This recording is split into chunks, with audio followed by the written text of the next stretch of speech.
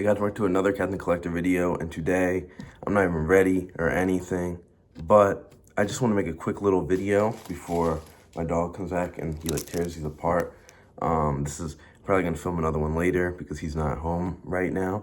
But I ran to PetSmart the other day and picked him up 2 toys, but they kind of fit the channel, and I want to put my dog on here. So yeah.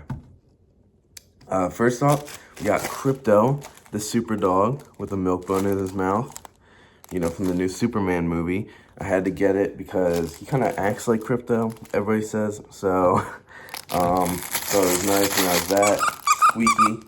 So I think he'll love this one.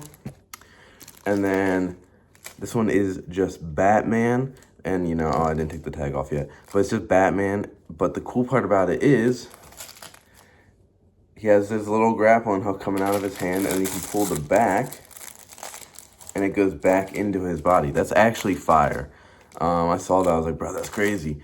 But yeah, I think my dog will love this.